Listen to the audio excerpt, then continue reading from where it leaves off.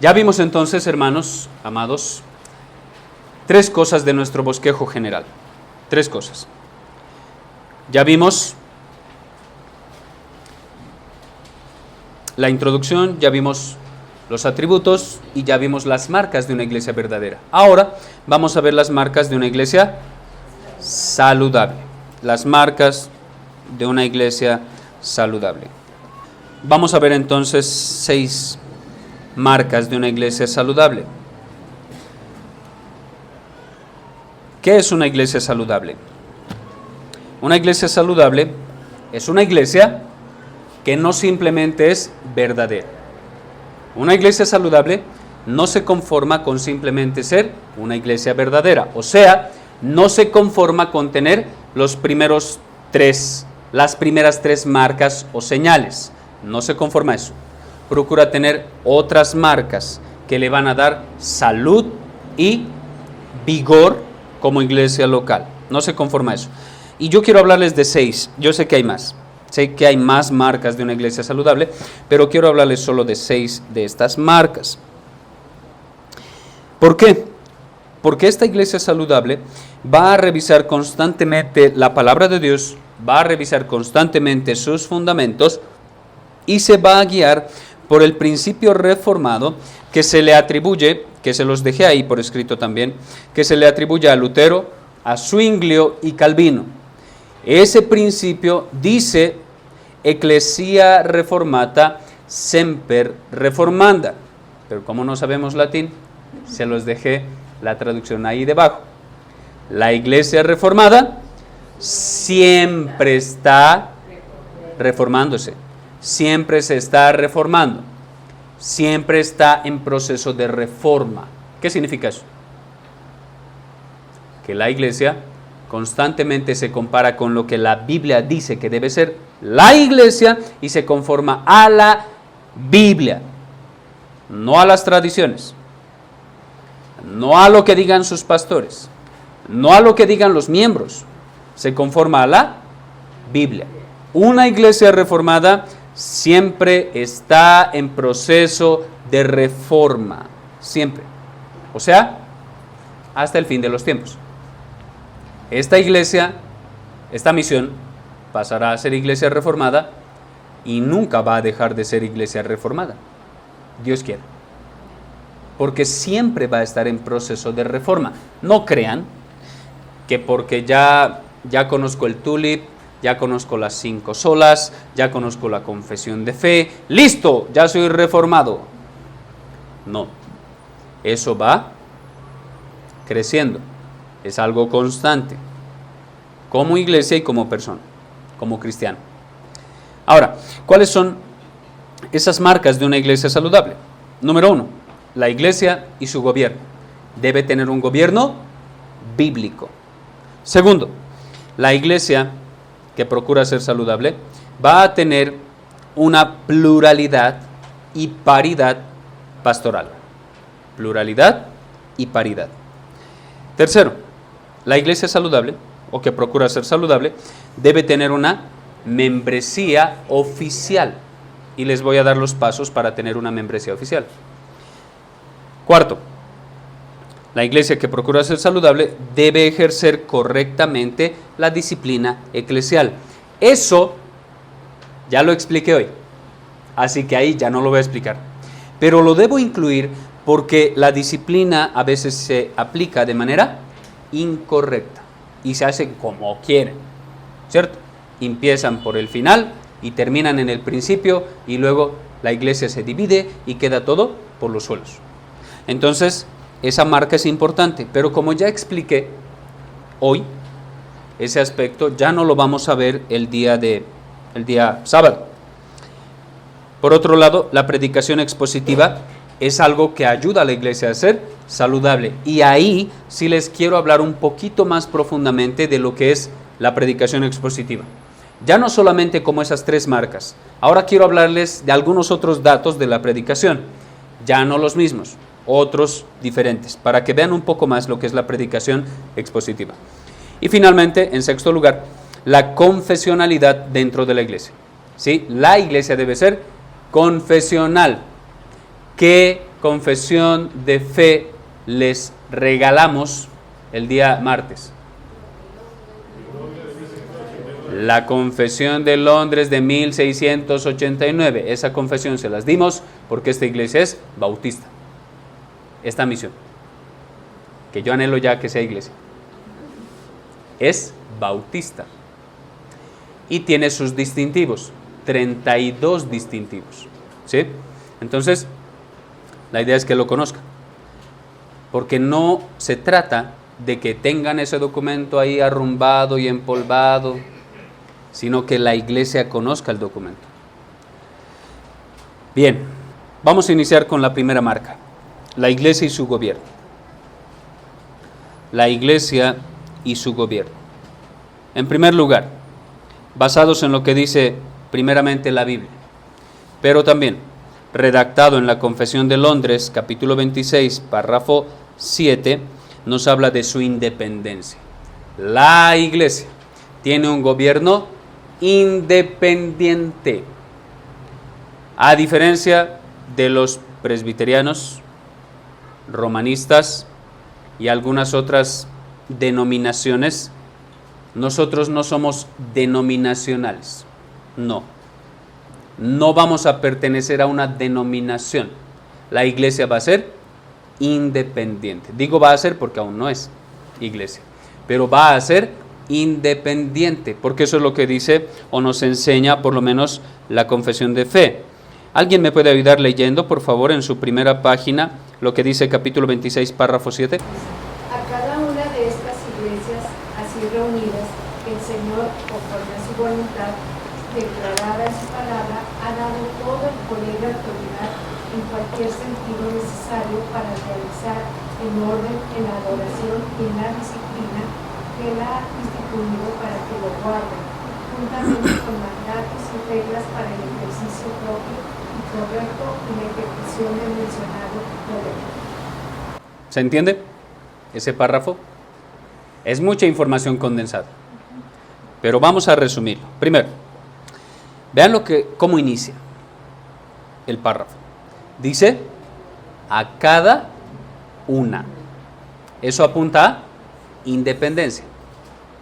Vean que no dice a la comunidad de iglesias que se encuentra en Inglaterra, porque esto se escribió en ese entonces. ¿Sí?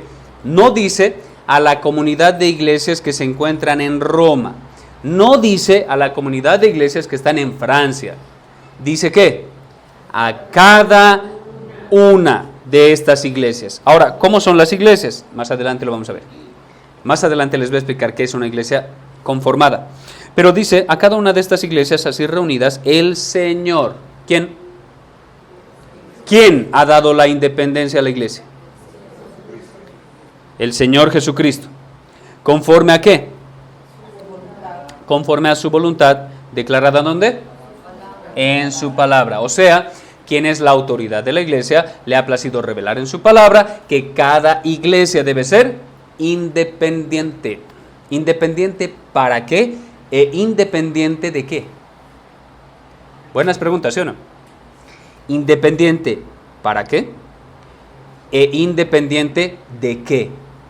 ¿Será que la iglesia es independiente de Dios? ¿Para hacer lo que le place? No, porque la primera parte de este párrafo me está afirmando que la iglesia no es independiente de Dios, es dependiente de Dios. Es dependiente del Señor Jesucristo y de su palabra, porque el Señor Jesucristo y su palabra han determinado la independencia de la iglesia y solo el Señor Jesucristo puede decir en qué sentido la iglesia es independiente. Solo el Señor Jesucristo. Ahora veamos su independencia. ¿Para qué es independiente? Bueno, dice la confesión de fe que le ha dado todo el poder y autoridad. Independencia. ¿A quién? A cada iglesia, ¿sí o no? En cualquier sentido necesario para. Ahí se aclara. Porque si yo me quedo con lo que dice en cualquier sentido necesario, estaría diciendo para lo que quiera. Pero la confesión lo aclara. En cualquier sentido necesario para lo siguiente. Número 1. Para realizar el orden en la adoración. El orden. el orden. La iglesia no determina los elementos de la adoración, pero sí determina el orden en la adoración. Es decir, solo Dios, eso lo vamos a ver el sábado, solo Dios dice cuáles son los elementos que usamos para adorar correctamente a Dios. Solo Dios. Pero la iglesia tiene la autoridad de decir el orden en el cual eso se lleva a cabo. Por ejemplo, en nuestra iglesia en Guadalajara se hace similar aquí.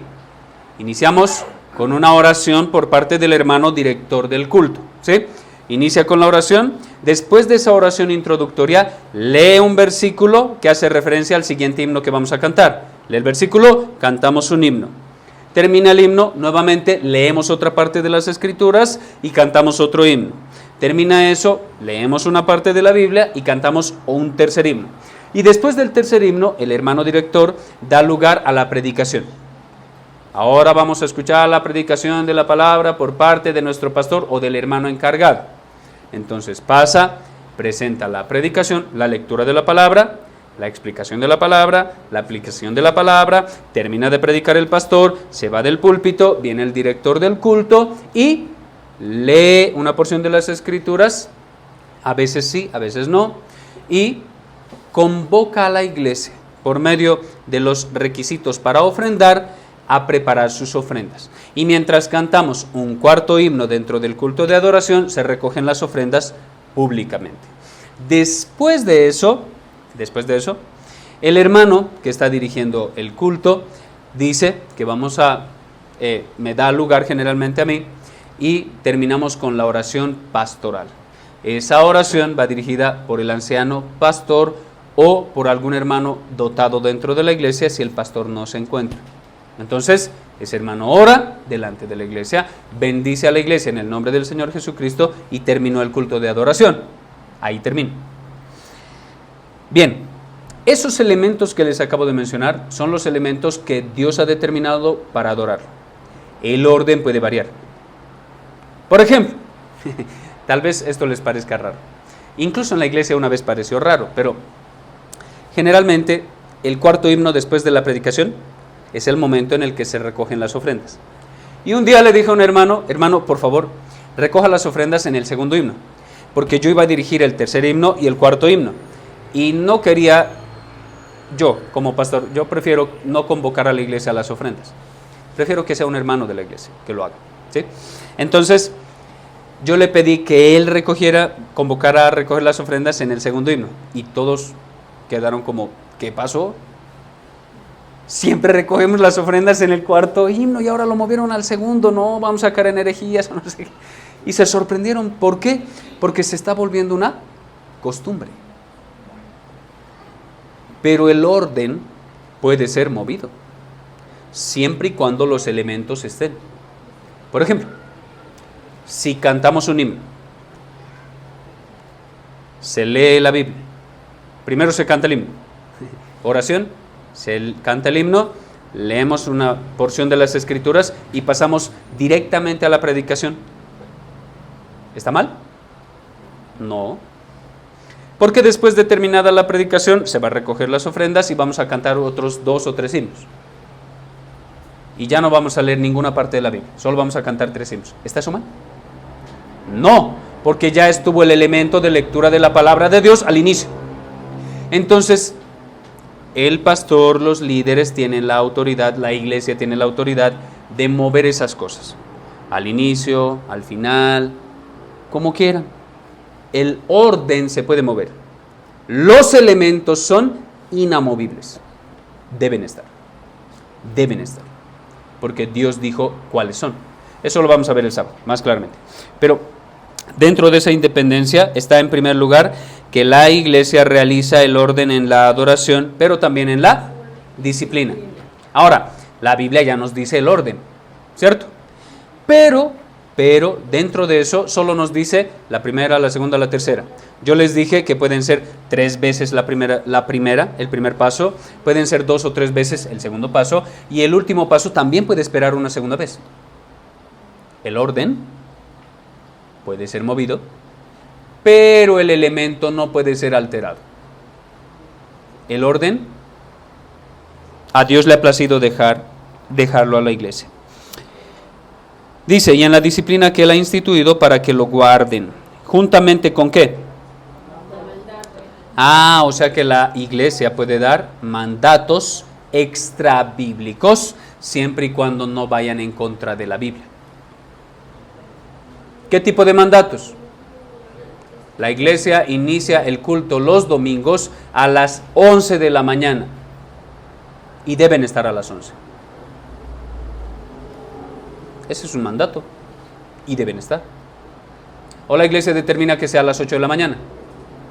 Deben estar. Deben estar. ¿Sí? Porque Dios le ha dejado eso.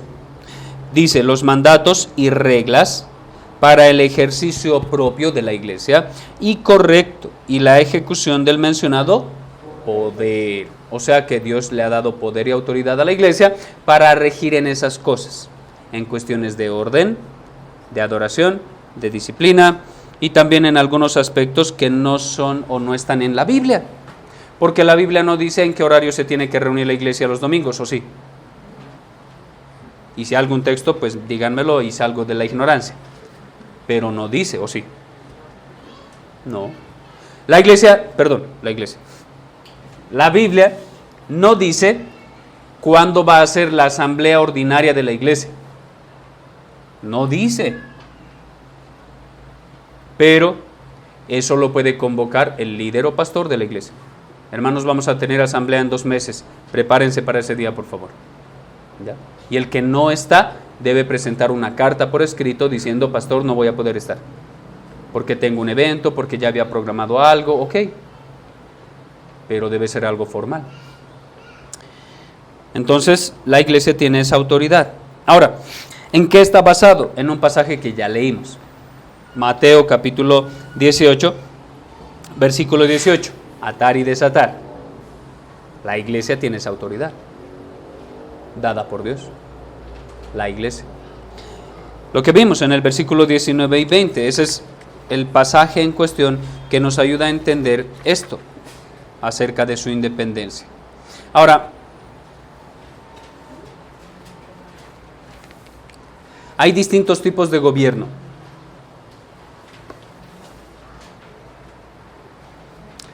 Hay distintos tipos de gobierno eclesial. Ahí se los enumeré. No lo voy a exponer, porque creo que se puede resumir de manera muy breve, porque aquí tenía unas notas bien largas. Pero los cuáqueros, pietistas y moravos, que son el primer tipo de gobierno, rechaza todo tipo de estructura eclesial. Para ellos, dentro de la iglesia no debe haber tal cosa como oficiales y miembros. No. Todos son miembros y punto. No hay líder.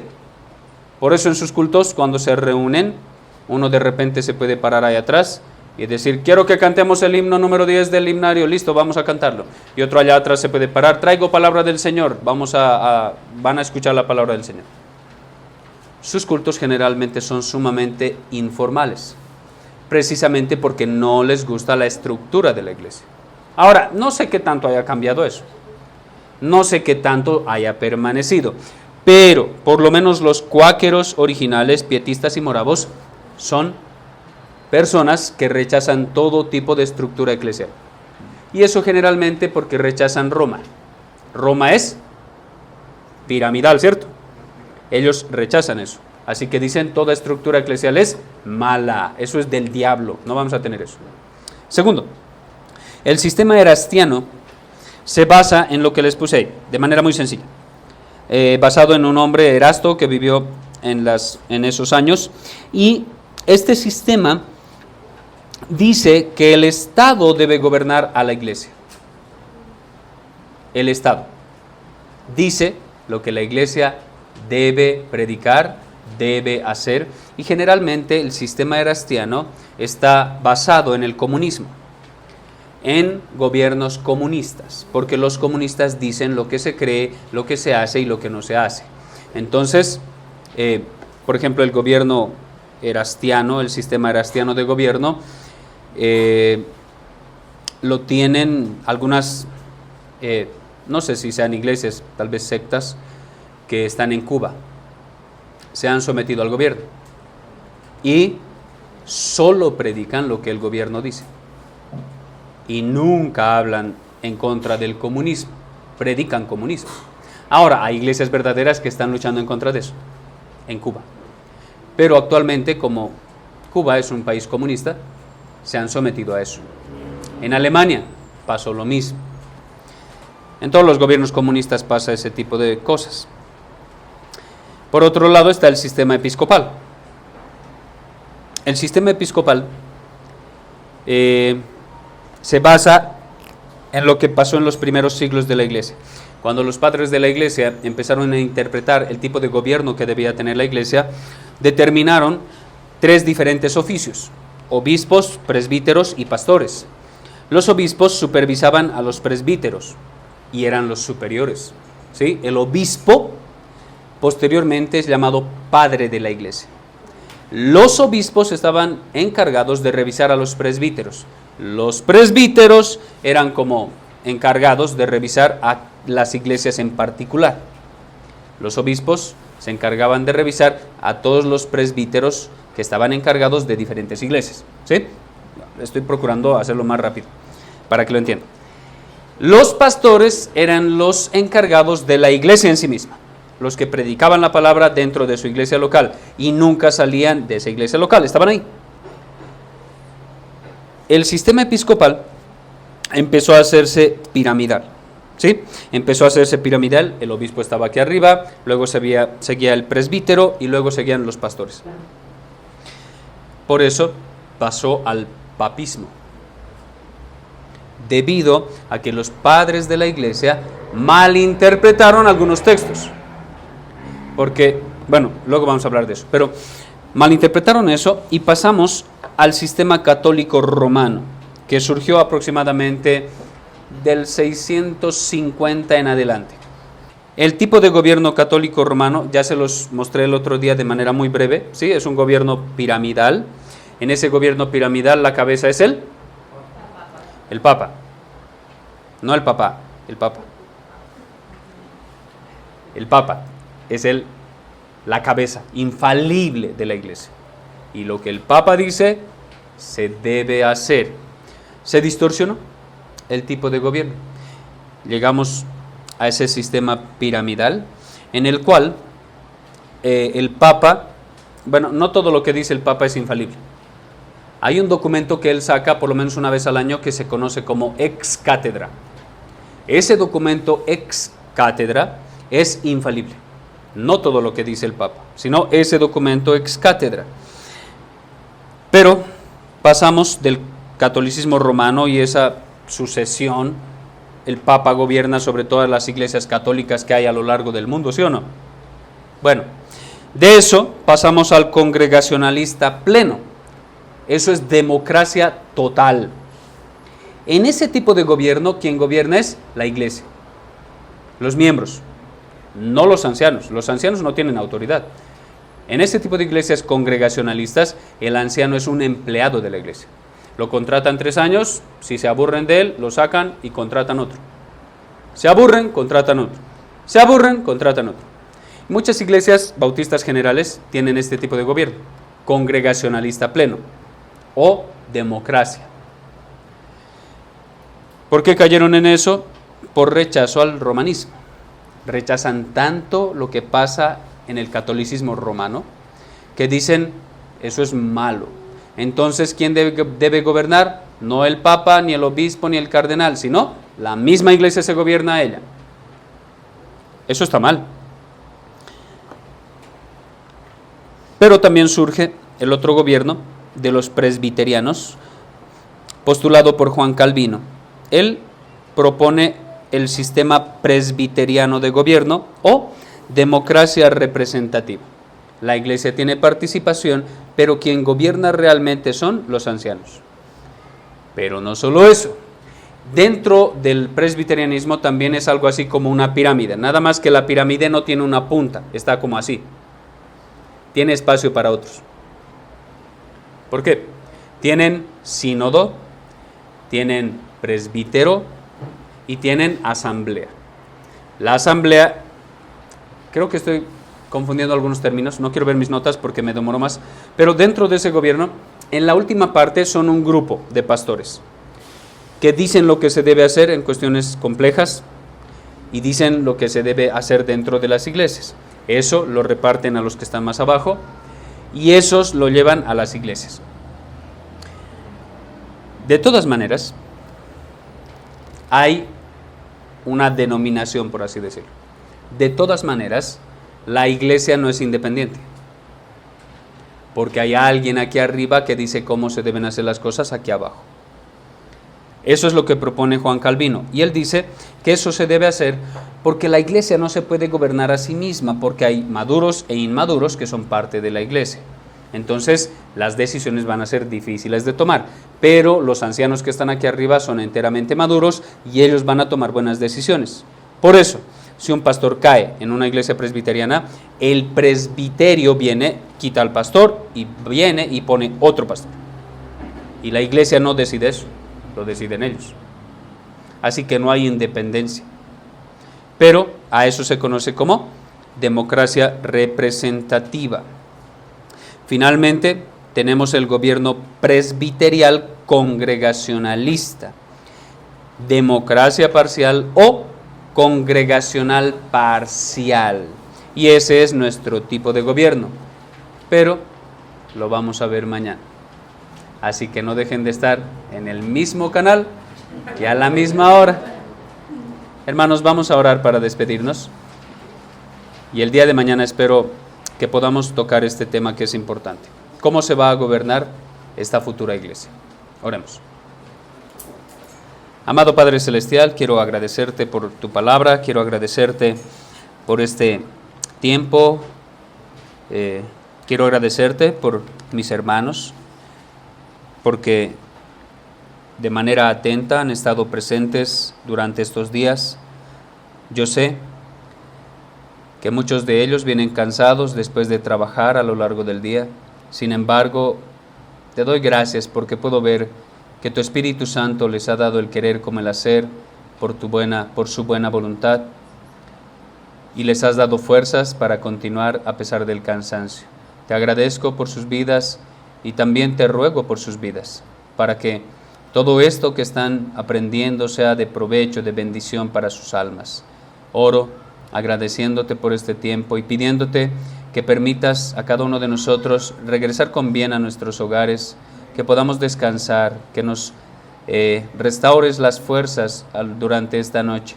Y mañana podamos levantarnos gozosos, alegres, para continuar sirviéndote a ti, para continuar glorificando tu santo nombre allá donde nos has puesto, sea en una escuela, en la universidad, sea en el trabajo, en la empresa, donde sea que estemos. Procuremos tu gloria y no la de los hombres. Oramos en el nombre de Jesucristo nuestro Señor.